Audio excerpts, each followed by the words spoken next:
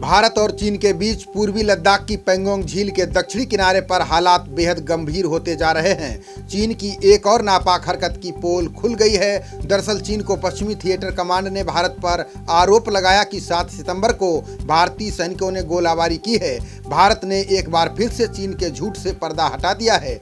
इस खास वीडियो में हम आपको बताएंगे कि आखिर चीन एलएसी पर इतनी बौखलाहट में क्यों है।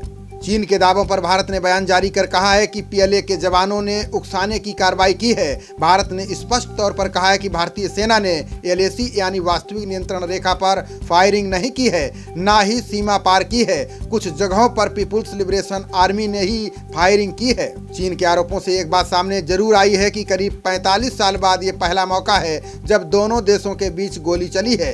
भारतीय सूत्रों का कहना है कि चीन के सैनिक मुखपारी चोटी पर कब्जा करने के लिए गलवान जैसी घटना दोहराना चाहते थे। भारतीय सैनिकों को बचाव में हवाई फायरिंग करनी पड़ी। सेना ने कहा कि चीन के आरोप झूठे हैं। चीन के सरकारी प्रोपेगेंडा अखबार ग्लोबल टाइम्स में झड़प का दावा किया गया है। ग्लोबल टाइम्स ने लिखा है कि भारतीय सेना ने पैंगोंग झील के दक्षिणी छोर के पास सेन पाओ की पहाड़ी पर एलएसी को पार किया। भारतीय सूत्रों का कहना है कि हथियारों से लैस चीनी सैनिक सेना पाओ गार्ड पाओ यानी मुखपारी पहाड़ी की तरफ बढ़े।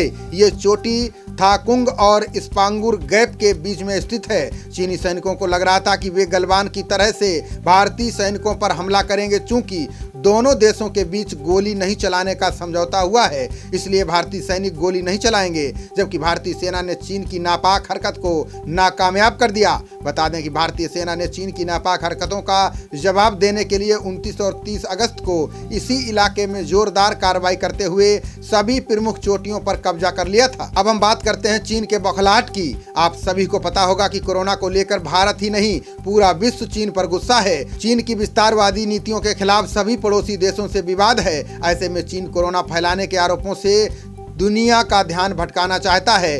कई बड़ी कंपनियां चीन छोड़ने का ऐलान कर चुकी हैं। ऐसे में चीन काफी डरा हुआ है। उसे डर है कि अगर सभी कंपनियां भारत चली गईं तो एशिया में सबसे बड़ा बाजार चीन ना होकर भारत बन जाएगा।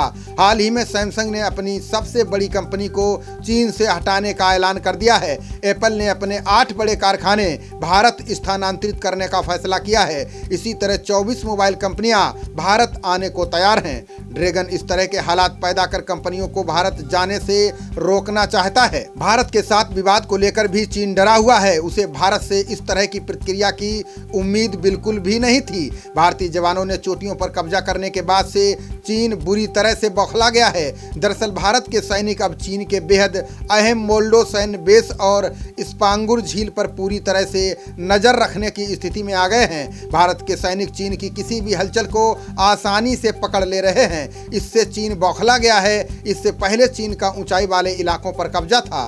भारत के एक्शन से स्थिति बदल गई है। भारतीय सैनिक जंग की सूरत में मोल्डो में स्थित चीनी सैन्य अड्डे को पलक झपकते ही तबाह कर सकते हैं। इससे चीन भड़का हुआ है। खबरों का सिलसिला जारी रहेगा। देखते रहिए जनप्रवाद। नमस्कार।